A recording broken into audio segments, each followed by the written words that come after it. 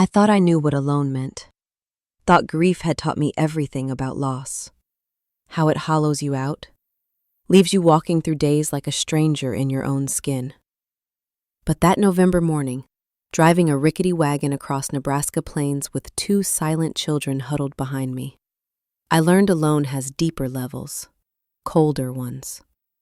The rains burned frost into my bare hands. I'd lost my gloves somewhere between Iowa and here, but couldn't remember where. Couldn't remember much beyond the rhythm of the wheels, the endless brown grass, the sky that stretched so wide it felt like God had forgotten us entirely. "Mama, when do we get there?" Lily's voice, small as a sparrow. 4 years old, and she'd already learned the world takes things away. Her father 6 months buried. Her Uncle James a month after that. Fever taking him before I could even say goodbye. The land deed he'd left me felt like accusation in my pocket. One more person gone.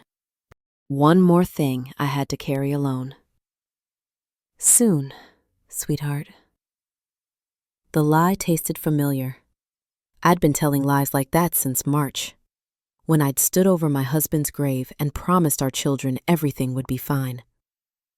Thomas said nothing. 8 years old, and he'd stopped speaking much after his father died. Just watched the world with those old eyes, like he was waiting for the next terrible thing. I couldn't blame him. I was waiting too. The wind shifted. I knew that smell. Snow coming. The particular cold that means a storm's building. The sky had gone strange, too white on the edges, like bones showing through skin. I should have stopped, should have made shelter, found a town, anything. But I'd spent 6 months proving I could manage without help, and pride is a hard thing to swallow, even when you know you should. "We'll make it to your uncle's land before dark," I said, more to myself than them. The wagon creaked in answer, wood complaining against cold. Everything complained in Nebraska. The wind, the grass, the very earth beneath the wheels. I thought about James then, how he'd written me after my husband died. Said there was land waiting if I needed it. Good land, he'd promised. A place to start over. He'd died before I could thank him, before I could tell him yes, I needed it. Needed anywhere that wasn't the house where my husband's ghost sat in every chair. The frost on the rains bit deeper. Behind me, Lily had stopped asking questions. That silence felt worse than her endless, "When, Mama, when?" Thomas shifted, his small weight making the wagon bed creak, but he didn't speak. My children had learned to be quiet, had learned the world doesn't answer when you ask it for things. The sky turned the color of endings, that peculiar white that means blizzard, means danger, means you've made a mistake. I should have stopped, should have turned back, found shelter, admitted I'd pushed too far. But I'd spent 6 months refusing to admit anything, refusing to ask for help, refusing to be the woman who couldn't manage. Pride, I'd learn, is just fear wearing different clothes. The first snowflakes fell like warnings. It happened fast. One moment we were moving through normal November cold. The next, the world disappeared into white chaos. I'd seen blizzards before, grew up in Ohio where winter meant something, but not like this. Not this immediate erasure of everything solid. The wagon lurched, snow already building, wheels catching, the horses panicking. I tried to keep them steady, but my hands were numb, rain slipping, and the wind hit like a fist. Behind me, I heard Lily whimper, heard Thomas say, "Mama," in a voice that hadn't asked me for anything in months. "It's all right." I lied again. Seemed like all I did anymore was lie to my children about things being all right when nothing was all right. When everything kept breaking and I kept pretending I could hold the pieces together. I tried to unhitch the horses. Thought maybe we could shelter with the wagon, use their body heat, something. But the moment I loosened the traces, they bolted into the white, gone like they'd never existed. The snow swallowed them whole. Swallowed sound, too. Suddenly I couldn't hear anything but wind, couldn't see anything but white, couldn't feel anything but cold eating through my coat. The wagon offered no shelter. Canvas torn by wind, wood frame groaning, snow driving through every gap. I pulled the children close, wrapped them in every blanket we had. But the cold didn't care about blankets. It found skin anyway, found bone. Thomas's lips turned blue. Lily stopped whimpering, went quiet in a way that terrified me more than crying. Her small body felt too light in my arms, too still. I tried to make a fire, fingers so numb I couldn't strike the match. Tried 3 times, 4. Watched matches fall into snow and disappear. This is how we die, I thought. Not from the hard life ahead, not from poverty or loneliness or any of the things I'd been afraid of. From my pride. From my stubborn belief I could do this alone, could protect them alone, could be enough alone. The cold felt like judgment. I held my children and waited for the end and thought about my husband. How he'd been the one who knew how to handle weather, how to read the sky, how to keep us safe. How I'd told myself I could learn all those things, could be both mother and father, could be everything they needed. What a fool's errand that had been. Lily's breathing went shallow. I couldn't feel her fingers anymore, couldn't feel my own. The white pressed in from all sides, and I thought, I'm sorry. Sorry to my children for being too proud. Sorry to my dead husband for failing them. Sorry to myself for believing I was stronger than I was. Then, a shape in the white. At first I thought I'd imagined it, the cold making me see things, but it moved. Solid. A man's voice cutting through wind. Can you walk? Every instinct I had screamed danger. Strange man in a storm. My children vulnerable. Me helpless. But Lily's lips were gray. Thomas had stopped shivering, the terrible stillness that means the body's giving up. And I was so tired of being strong, so tired of being alone, so tired of pretending I had any answers. Yes, I said, lying one more time because I wasn't sure I could walk, wasn't sure of anything except that my children were dying and pride wasn't worth their lives. His hands reached for Lily. Every instinct screamed, don't trust him. But her breathing was too shallow, her body too cold. And sometimes you have to choose between safe and alive. I nodded, let him take my daughter into the storm. Prayed I hadn't just made my last mistake. He wrapped Lily in his coat, heavy wool that smelled like wood smoke and coffee, and lifted her like she weighed nothing. Cabin's close, he said. Can you walk? I nodded again, though my legs barely held me. Didn't matter, he was already moving, daughter in his arms, disappearing into white. I had to follow, had to trust, though trust felt like a foreign language I'd forgotten how to speak. He came back for Thomas, didn't ask permission, just picked up my son and said, Stay here, I'll come back for you.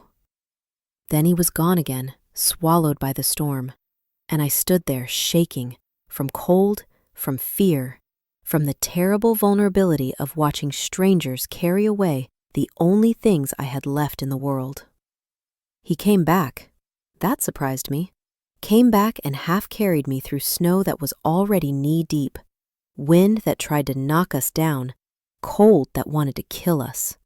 I counted his breaths, his steps, anything to stay conscious. Lost count somewhere around 100. Then, warmth. Sudden and shocking as a slap. I stumbled into a one-room cabin, all rough-cut logs and a stone hearth throwing heat. And there were my children by the fire, still wrapped in blankets but alive, breathing. Lily's face turning from gray to pink. The stranger went back out, came back with our bags, what he could salvage from the wagon. 2 more trips through that killing cold. For strangers. I counted them. 4 trips total. 4 times risking his life for people he didn't know. When did anyone last do that for me? He built up the fire, heated water, set out more blankets, gave us his bed, the only bed, a narrow thing built into the wall, and stepped back. Didn't hover, didn't demand thanks, just moved around his cabin with quiet efficiency, and I watched him the way you watch a wild animal, waiting for the moment he'd show his teeth. But he just made coffee. Strong and bitter and the best thing I had tasted in months. Handed me a tin cup and said, "Roads will be clear in 3 weeks. Maybe. Storm's a bad one." 3 weeks. Trapped here with a stranger. I should have been terrified. Maybe I was. But Lily was crying as feeling came back to her frozen fingers. And that crying sounded like life. Like survival. Like we might actually live through this. "Thank you," I managed. The words felt rusty. When had I last thanked anyone for anything? "Daniel," he said. "Daniel Murphy. You got names?" Anna Hartley. This is Thomas and Lily. My children, my whole world, currently warming themselves by a stranger's fire, eating a stranger's food, sleeping in the stranger's bed. "You can have the bed," I said. "We'll manage by the fire." He shook his head. "Got 2 young ones. They need proper sleep. I'm fine by the stove." Then he turned away, started checking supplies, giving us space to breathe. That's when I first thought it. Small thought, barely formed. Different. Night came fast. Daniel banked the fire, set out more blankets for himself by the stove, and settled down with his back to us, giving us privacy in a 1-room cabin, giving us the illusion of safety. I lay in his bed with my children pressed against me, listening to the storm howl outside, and this stranger breathed steady by the fire. Lily fell asleep almost immediately, exhausted. Thomas took longer, his small hand gripping mine, but eventually his breathing evened out too. I stayed awake, watching the stranger's back, watching for, what? Threat? Demand? Some sign of what he'd want in return for saving our lives? But he just slept, or pretended to. And I lay there trapped between gratitude and suspicion, between relief and fear, between what I wanted to believe about people and what experience had taught me. 3 weeks, he'd said. 3 weeks to discover what he'd want in return. 3 weeks to learn if I'd traded one danger for another. Outside, the blizzard raged. Inside, the fire crackled and my children breathed and a stranger slept by the stove. I pulled my children close and waited for morning. Waited to see who this Daniel Murphy really was. Days blurred into each other like watercolors running. Snow kept falling, wind kept blowing, and we settled into a strange domestic rhythm that felt both foreign and familiar. Daniel shared everything without ceremony. Venison stew that he'd put up in jars, hardtack that wasn't too weevil-eaten, coffee that he rationed carefully but never begrudged us our share. I tried to reciprocate, mended his shirts where the seams had come loose, the stitches small and even the way my mother taught me. Cooked when he'd let me, though supplies were limited, and cooking mostly meant warming what was already preserved. Kept the cabin tidy, swept the floor, organized the meager pantry. Small things. Inadequate payment for our lives, but all I had to offer. He never mentioned payment, never even hinted at debt, just went about his days checking trap lines when the weather allowed, chopping wood, teaching Thomas how to tie knots. That last one surprised me. The boy hadn't shown interest in anything since his father died. But he sat, watching Daniel's rough hands loop rope into figure eights and bow lines, and something in his face woke up. Not happiness exactly, but attention, presence.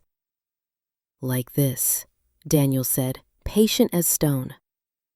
"Over, under, through. Your pa probably showed you some of this." Thomas's hands stilled. I held my breath, waiting for the shutdown, the retreat into silence, but my son nodded. "Pa knew knots," he said, First real sentence in months. For the horses. Good skill, Daniel said, not making a fuss over the speaking, just acknowledging it. Knots hold the world together. You master these, you can fix most anything. And just like that, my son was learning again, living again. I watched from across the cabin, hands busy with mending, heart doing something complicated in my chest. Lily took to following Daniel like a shadow, would stand at his elbow while he worked. Asking endless questions, he answered with more patience than I'd managed in months. Why is it snowing? Where do animals go? What's that tool for? Why's the sky white? He answered each one seriously, explained about winter and animal dens and the draw knife he used for smoothing wood. Told her stories, too, in the evenings by firelight, stories about a brave rabbit who outsmarted wolves, a clever crow who helped lost children. Nothing scary, but nothing stupid either. Stories that respected her intelligence. She'd fall asleep mid-tale sometimes, slumped against the wall, and he'd carry her to the bed so gently you'd think she was made of glass. Never woke her, never complained about the interruption. I watched all this like I was watching a play, studied him for cracks in the performance, for the moment the kindness would curdle into demand. Men always wanted something, payment, gratitude, ownership, something. But days passed and he just helped. Fixed my broken wagon wheel without being asked. Said it'd be easier to repair now than wait for the thaw. Showed me how to read weather in the wind's direction, in the color of the sky, in the way smoke rose from the chimney. Practical knowledge, freely given, expecting nothing back. 2 weeks in, I caught myself watching him, not with suspicion but with something else. Curiosity? Recognition?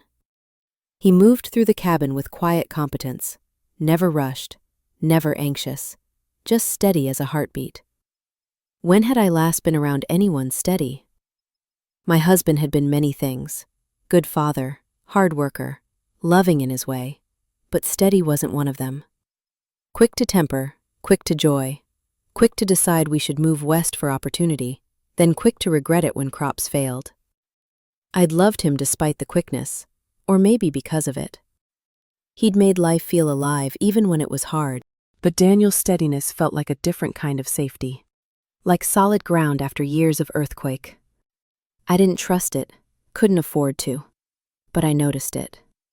You're quiet today, he said one morning, catching me staring. Not accusation, just observation. Thinking, I said, which was true. Thinking about how my children were healing here, how Thomas smiled at his knots, how Lily's laughter had come back, how I'd slept through the night for the first time in months because someone else was keeping watch. Storm's easing, he said. Another week, roads'll clear. And just like that, the peace shattered. Another week, then we'd leave. Then we'd be alone again. Then it would be just me and 2 children and a piece of land I'd never seen, trying to prove I could manage. The thought felt like swallowing stones. Good, I lied. We've imposed long enough. He looked at me then, really looked, like he could see straight through to all my fear. But he didn't call me on the lie, just nodded and went back to his coffee. That night, lying in his bed with my children warm beside me, I realized I'd stopped flinching when he moved, stopped calculating escape routes, stopped watching for threats, started, God help me, trusting. The thought terrified me more than the blizzard had. It was the small things that undid me. The way Daniel carved a toy horse for Lily from a scrap of pine. Spent an evening sanding it smooth so she wouldn't get splinters. The way he listened to Thomas explain the knots he'd learned, nodding seriously like an 8-year-old's rope work mattered as much as anything. The way he moved through the cabin in the mornings, quiet so the children could sleep, banking the fire and starting coffee before they woke. The way he saw them, really saw them, not as burdens or duties or poor orphan things, but as people, worth his time, worth his care. I'd been so focused on survival, I'd forgotten that children need more than not dying. They need stories and laughter and someone who teaches them knots and whittles toys and answers their endless questions without exasperation. They need to feel like the world is bigger than grief. Daniel gave them that. Gave them a world where men could be kind, where help didn't come with strings attached, where loss wasn't the only truth. My husband had loved them, of course he had. But he'd been taken so fast. One day riding fence, the next thrown by a spooked horse, the next in the ground, that I'd barely processed my own grief before having to manage theirs, before having to be strong for them, before having to pretend I had answers when all I had was fear. And then James, my brother, the only family I had left, dead from fever before I could even reach him. I thought I had to carry it all alone, had to be both mother and father, both strong and gentle, both provider and comforter, had to never break, never need, never ask. But watching Daniel with my children, I understood something terrible. I'd given them survival, but he'd given them life. He'd given them back the parts of themselves they'd lost, the laughter, the curiosity, the trust that not everyone leaves. The realization broke something in me. Late one night, children asleep, fire burning low, it all crashed down. The grief I'd been carrying since March, the fear I'd been ignoring, the exhaustion of pretending I was fine when nothing was fine, the loneliness of being strong all alone. I cried, couldn't help it. Sat by the fire trying to be quiet so I wouldn't wake the children. But the tears came anyway, ugly, gulping sobs that shook my whole body. 6 months of not crying, of holding everything together, of being strong enough for 2 children and myself, all spilling out at once. Daniel didn't touch me, didn't say empty things like it's all right when we both knew it wasn't. Just sat down beside me, not too close, and waited. Let me cry myself empty while the fire crackled and the wind howled outside and my children slept in his bed. When I could finally breathe again, when the tears slowed enough to speak, he said quietly, "You're doing good, Anna. They're lucky to have you."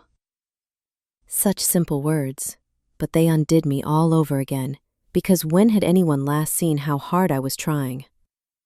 When had anyone acknowledged that keeping 2 children alive and fed and moving forward while drowning in grief was work, was worth something?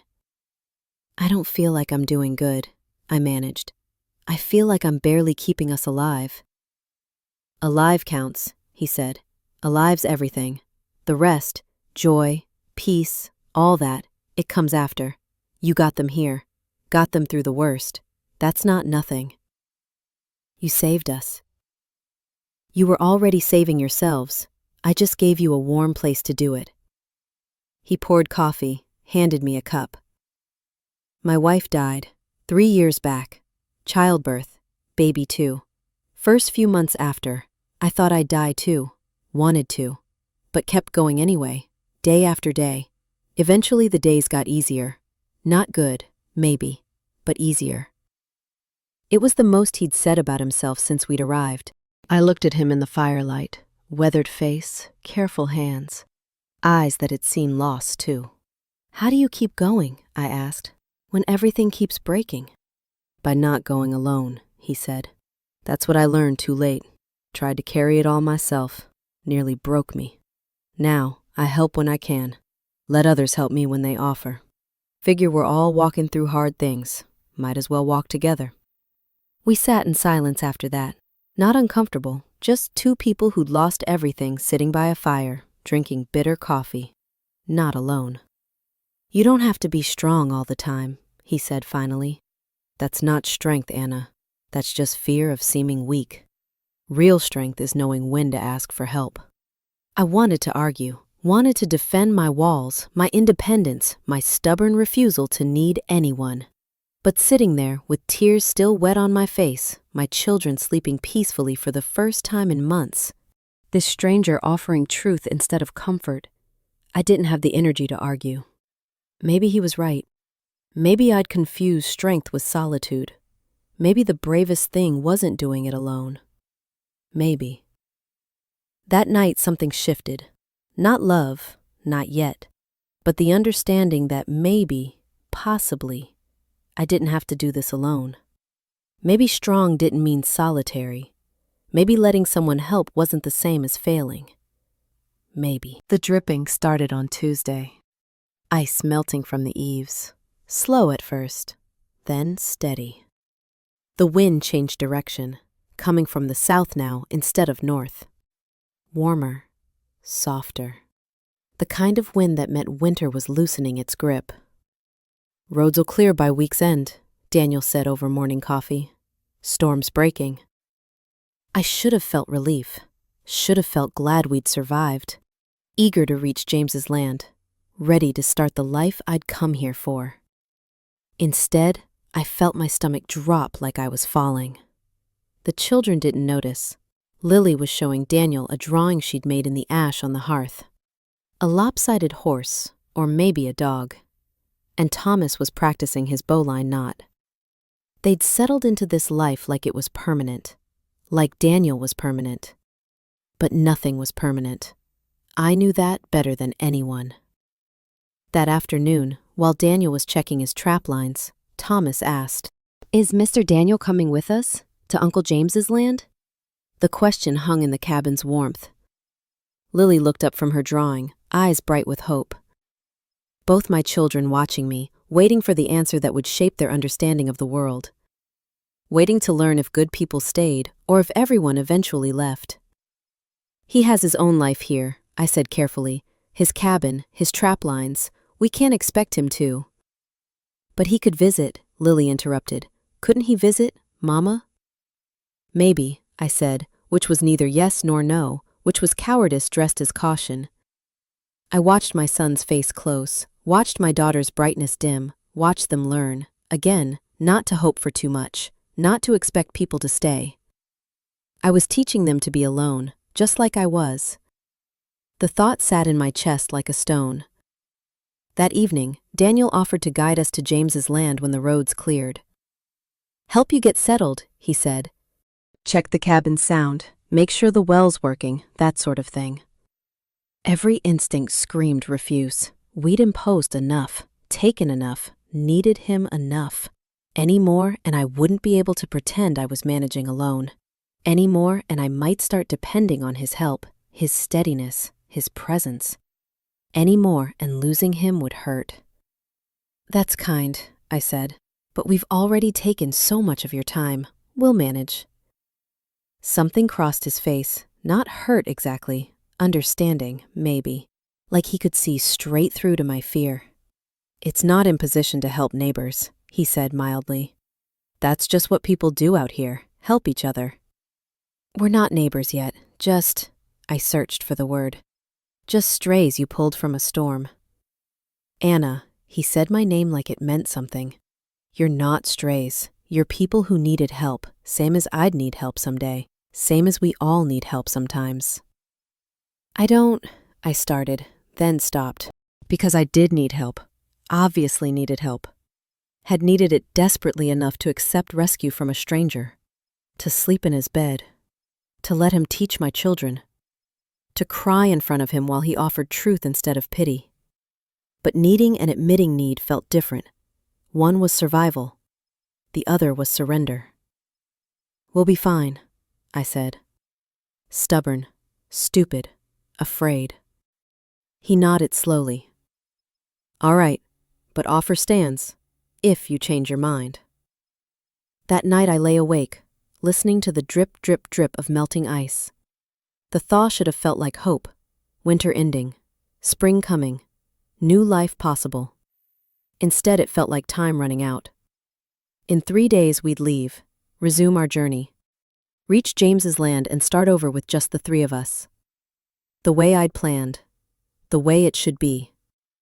Except my children had grown used to Daniel's presence, grown used to someone teaching and listening and carving toys and answering questions, grown used to not being alone, and so had I. The realization terrified me. When had I started depending on his steadiness? When had I started sleeping through the night because someone else was keeping watch? When had I started thinking of his coffee as our coffee, his cabin as our shelter, his kindness as something I could count on. I couldn't count on anything. Life had taught me that. People left. People died. People disappointed. The only person you could truly count on was yourself. But lying there in the dark, listening to my children breathe and Daniel's quiet movements as he banked the fire, I wondered, what if I was wrong? What if pushing everyone away wasn't strength but just another kind of breaking? What if I'd confused independence with isolation? What if the bravest thing wasn't doing it alone? The ice kept dripping. Winter kept loosening its grip. And I kept lying awake, terrified of thaw. Roads were passable by Thursday. Not good, still muddy, still treacherous in places, but passable. Daniel said we could start for James's land the next morning if I wanted. One more day to prepare, then we'd go. I should have felt ready, should have felt eager. Instead, I felt something wild and desperate rising in my chest. And I did what I always did when I felt too much. I picked a fight. "You don't have to guide us," I said over breakfast, voice sharper than necessary. "I'm sure you have better things to do than play nursemaid to strangers." Thomas's spoon stopped halfway to his mouth. Lily looked at me with confused eyes. Daniel just kept eating, steady as always. "Not playing anything," he said mildly. "Just helping." "We've imposed enough." The words came out harsh, mean. Everything I'd been holding back for 3 weeks spilling out wrong. "You've done your Christian duty, saved the poor widow and orphans. We're grateful, but we don't need." "Anna," he set down his spoon, looked at me steady. "What's this really about?" "It's about not being a burden. It's about not taking advantage of your kindness. It's about—" I stopped, breathing hard, children watching with wide eyes. The truth I couldn't say caught in my throat. "It's about being too afraid to need you." "It's about you being scared," he said quietly, not unkind, just honest. "You're afraid. I understand. Lost people too. But fear keeps you safe and alone, or brave and connected. Your choice which you pick." "I choose alone," I said. "Alone is safer." "Safer from what? From life?" He stood, carried his plate to the basin. "You already lost your husband, lost your brother. Worst already happened. What exactly are you protecting yourself from now?" "From losing someone else. From watching my children lose someone else. From caring about someone who'll leave or die or disappoint. From being stupid enough to hope again." But I couldn't say any of that, so I said, "We'll manage on our own. That's how it should be." He nodded, pulled on his coat. "I'll be outside, chopping wood. You let me know when you're done being afraid." The door closed behind him, not a slam, just a quiet click that felt worse than anger. Thomas looked at me with those 2 old eyes. "Why are you mad at Mr. Daniel, Mama? He's nice." "I'm not mad." Another lie. I was furious. At him for seeing through me. At myself for being so transparent. At the world for making fear necessary. "Eat your breakfast." Lily's lip trembled. "I like Mr. Daniel." "I know, sweetheart. I like him too, but..." "But what? But liking people meant losing people? But kindness always ended?" But I was too broken to risk anything good. I couldn't explain it to them when I barely understood it myself. Through the window, I watched Daniel chop wood. Steady rhythm, axe rising and falling, splitting logs we didn't even need. Still helping, still steady, still there even when I'd tried to push him away. And I understood.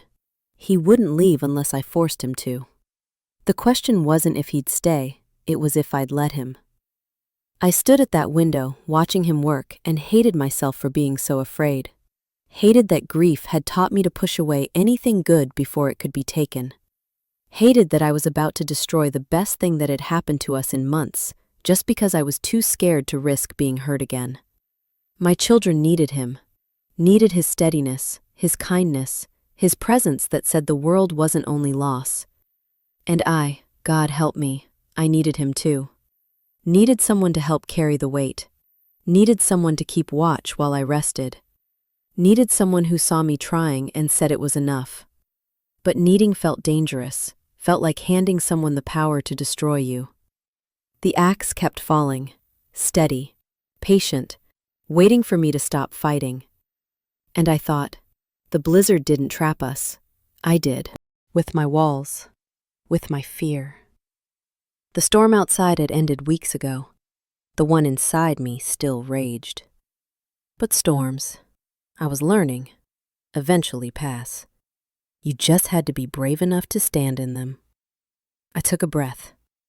Another. Then I pulled on my shawl and went outside. The mud squelched under my boots. Spring mud, smelling of thaw and possibility and all the things I'd stopped letting myself believe in. Daniel stopped chopping when he saw me, axe lowering, face careful. "I'm sorry," I said. The words came hard, rusty from disuse.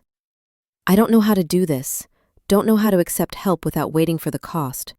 Don't know how to trust that it's real." He set down the axe, waited, always waiting. This man, patient as stone. "Everyone leaves," I said, "or dies, or disappoints." That's what I learned. So I built walls. Told myself I didn't need anyone. Told myself we'd be fine alone. Safer that way. Can't lose what you don't have. "You can't lose it," he agreed, "but you can't have it either." I know. The admission felt like stepping off a cliff. I know that, but I don't know how to risk it. Risk caring, risk needing, risk any of it. "What are you afraid of?" "Anna, really afraid of?" "That you'll stay long enough for my children to love you. Then leave. That you'll become family and then I'll lose you like I lost everyone else. That I'll let myself depend on you and you'll—" I stopped, swallowed, started again. "That I'll be stupid enough to hope and the world will prove me wrong again." He was quiet for a long moment, just stood there in spring mud with wood chips on his sleeves and something almost like sadness in his eyes. "I can't promise I won't die," he said finally. "Can't promise nothing bad'll ever happen, but I can promise I won't leave on purpose. Can promise that if you let me, I'll stay, help you settle James's land, help with the cabin repairs, stay through planting season, stay through harvest, stay through next winter if you'll have me." My heart hammered against my ribs. "Why would you do that?" "Because we work well together, because your children deserve someone steady in their lives, because—" He stopped, seemed to gather courage. "Because I'm tired of living alone too. Tired of just surviving instead of living. And these past 3 weeks, having you 3 here, it reminded me what living feels like." This was it, the moment. I could say thank you, but no thank you. Could protect us all from future heartbreak by walking away now. Could go to James's land alone, prove I could manage, keep my walls intact. Or I could do the hardest thing I'd ever done. Harder than burying my husband. Harder than crossing the plains. Harder than surviving the blizzard. I could ask. The cabin, I managed. James's cabin, it needs real work. Roof probably leaks, needs everything, really. I can't pay you, but if you wanted to help, if you wanted to. The word stuck. Asking felt impossible. Felt like admitting defeat. Felt like the bravest thing I'd ever done. "If you wanted to stay," I finished. Quiet, scared, honest. "Not just for a while, for as long as you wanted. The children, they need—" I stopped, forced myself to be honest. I need to know there are still good people, that accepting help doesn't make me weak, that maybe I don't have to do this alone." Daniel smiled. Small smile, but real. "Been thinking about checking on that cabin's repairs anyway. Might take a while, season or 2. "Or more?" I heard myself ask. "Or more," he agreed. Then, softer. "Anna, you're not weak. You're the strongest person I've met. Strong enough to cross the plains alone with 2 children. Strong enough to survive a blizzard. strong enough to ask for help when you need it. That last one's the hardest. It is, I whispered. The cabin door burst open. Thomas ran out, wrapped his arms around Daniel's legs. You're staying? You're really staying? Lily was right behind him, muddy boots and all, grabbing Daniel's hand. Tell me the rabbit story again. Tell me every day. I watched my children hold this man who'd become family by simply staying when leaving would have been easier. Watched him look at them with affection that was real, uncomplicated, given freely. Watched my son smile for the second time in months. Watched my daughter trust again. And I understood the truth I'd come here to learn. Family isn't just blood.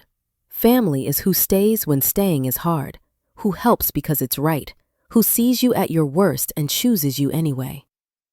Daniel's eyes met mine over the children's heads, question in them, answer too, maybe. I nodded. Yes. Stay. Please. His rough hand caught mine briefly, warm despite the cold, solid despite my fear. Question and answer in one gesture. The children laughed, and for the first time in 6 months, the sound didn't hurt. Spring mud squelched under our boots. The sun came out from behind clouds, weak but warming. The world smelled of thaw and possibility, and second chances I thought I didn't deserve. I'd asked him to stay. He'd said yes. Turned out the bravest thing I'd ever done was ask. Summer came to James's land like a blessing. The cabin roof had leaked, just like I'd predicted, but Daniel fixed it. Fixed the well, too, and the sagging porch, and the door that wouldn't close right. Checking repairs, he called it, but the repairs never seemed to end. I didn't mind. We planted a garden, corn, beans, squash. Lily helped, her small hands patting dirt over seeds, asking if they'd grow into horses instead of vegetables. Thomas learned to tend the chickens Daniel brought from his old cabin, gathered eggs every morning with the seriousness of important work. The land was good. James had chosen well. Rich soil, decent water, enough timber for building. I thought of my brother sometimes. How he'd wanted to give me this chance, this new start. How he died before seeing us make a life here. But I felt him in the land somehow, in the good earth and the clear water and the way sunset painted the sky gold. Daniel proposed in July, not with flowers or fancy words, just looked up from his coffee one morning and said, "We work well together. Children are happy. I'm happy. You happy?" Such a simple question. Was I happy? I thought about the woman trapped in a blizzard 6 months ago, terrified and alone, convinced she had to carry everything herself. Thought about how that woman wouldn't recognize this life, garden growing, children laughing, partners sharing the load. Thought about how that woman had believed family was just blood, that asking for help meant failing, that needing someone gave them power to destroy you. Thought about how wrong she'd been. "Yes," I said. "I'm happy." "Then marry me. Make it official. Not for the children, though they'd like it. Not for the neighbors, though they're already assuming. For us, because I love you. Because you love me. Even though you're still too stubborn to say it. Because we're already family. Might as well make it legal." He was right. I did love him. Loved his steadiness, his patience, his quiet competence. Loved how he made my children feel safe. Loved how he let me be strong and weak, capable and vulnerable, all at once. Loved how he'd sat beside my walls until I was ready to look over them. "Yes," I said again. "Yes, I'll marry you." Thomas whooped. Lily danced around the kitchen, and Daniel just smiled that small smile that meant everything. We married in August. Simple ceremony, nothing fancy. But the whole territory showed up anyway. Neighbors I was still meeting, people Daniel had helped over the years, strangers who became friends. They brought food and well wishes, and the kind of community I thought I didn't need. Turned out I'd been wrong about that too. Now it's September, evening, the kind of golden light that makes everything soft. 4 chairs at the dinner table. Daniel built the 4th chair a month ago. Sturdy oak that'll last generations. Children's voices mixing with adult conversation. Easy rhythm of people who've chosen each other. Lily demands her bedtime story, still the brave rabbit, still her favorite. Daniel tells it with the same patience he's shown from the beginning, adding new adventures but never forgetting the old ones. Thomas shows off his latest knot, a complicated thing he learned from a trapper passing through. I watch them and think about family. I'd believed family was blood, husband I'd lost, brother who'd died, children born from my body. Blood felt like the only truth. But then I'd lost husband and brother, and blood had felt like just another way to hurt. Daniel taught me different. Taught me that family is who stays when leaving is easier, who helps because it's right, not because they're obligated, who sees your strength and your fear and your stubborn pride and chooses you anyway, who becomes home without asking permission. My children learned it too. Learn that good people still exist, that not everyone leaves, that asking for help isn't weakness, that family can be made, not just born.